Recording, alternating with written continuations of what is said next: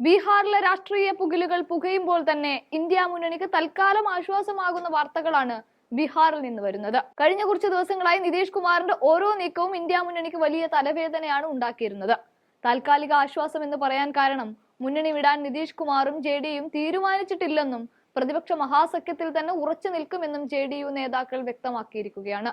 BJPയോട് ചേർത്ത് സർക്കാർ ഉണ്ടാക്കാൻ തീരുമാനമില്ലെന്ന് അസന്നിഗ്ധമായി പ്രഖ്യാപിച്ച് JDU ബീഹാർ അധ്യക്ഷൻ ഉമേഷ് കുഷാഹ രംഗത്ത് വന്നതോടെയാണ് താൽക്കാലികമായ ആശ്വാസം കോൺഗ്രസിനും ഇന്ത്യ മുന്നണിക്കും കിട്ടിയിരിക്കുന്നത്. ഇന്ത്യ സഖ്യം വിട്ട് നിതീഷ് കുമാറും JDUവും NDA മുന്നണിയുടെ ഭാഗമാകുമെന്ന റിപ്പോർട്ടുകൾക്ക് ഉമേഷ് കുഷാഹ ശക്തമായി തന്നെ നിഷേധിച്ചിരിക്കുകയാണ്. ഇതോടെ പ്രതിസന്ധി മുന്നിൽ കണ്ട ഇന്ത്യ സഖ്യം ആശ്വാസം കണ്ടെത്തുകയുമാണ്. അതേസമയം JDU നേതൃത്വത്തിന്റെ നിലപാടിന് പിന്നാലെ ആരുടെ മുന്നിലും വാതിലുകൾ അടച്ചിട്ടില്ലെന്ന പ്രഖ്യാപനവുമായി BJP നേതാവ് സുശീൽ മോദി MPയും രംഗത്ത് വന്നിരിക്കുകയാണ്.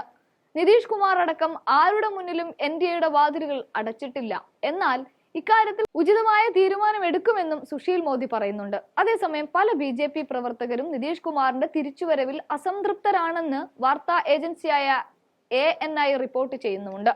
നിലവിലെ മുഖ്യമന്ത്രി നിതീഷ് കുമാറിനെതിരെ ഭരണവിരുദ്ധ വികാരം അലയടിക്കുന്നുണ്ട് എന്നതാണ് BJPയുടെ വിലയിരുത്തൽ.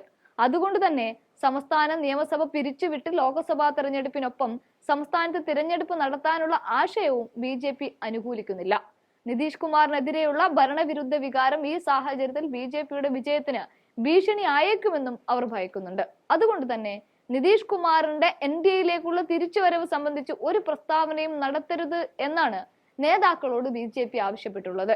NDAയിലെത്തിയാൽ നിതീഷ് കുമാറിന് കൺവീനർ സ്ഥാനം നൽകിയേക്കുമെന്ന് വാഗ്ദാനമാണ് BJP മുന്നോട്ട് വെക്കുന്നതും.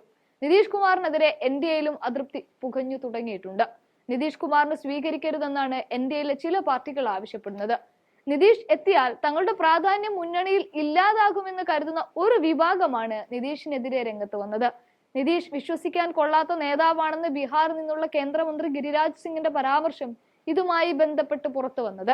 വർഷങ്ങളോളം NDA മുന്നണിയുടെ ഭാഗമായിരുന്ന JDU 2014 നരേന്ദ്രമോദി പ്രധാനമന്ത്രി സ്ഥാനാർത്ഥിയായി എത്തിയതോടെയാണ് മുന്നണി വിട്ടത്. പിന്നീട് നിതീഷ് കോൺഗ്രസിനും RJDക്കുമൊപ്പം മഹാസഖ്യമുണ്ടാക്കി നിയമസഭാ തെരഞ്ഞെടുപ്പിൽ സർക്കാരുണ്ടാക്കി മുഖ്യമന്ത്രിയാവുകയും ചെയ്തു. എന്നാൽ പിന്നീട് ഉപമുഖ്യമന്ത്രി തേജസ്വി യാദവിനെ ചൊല്ലിയുള്ള തർക്കത്തെ തുടർന്ന് മഹാസഖ്യം വിട്ട് NDAയുടെ ഭാഗമാവുകയായിരുന്നു.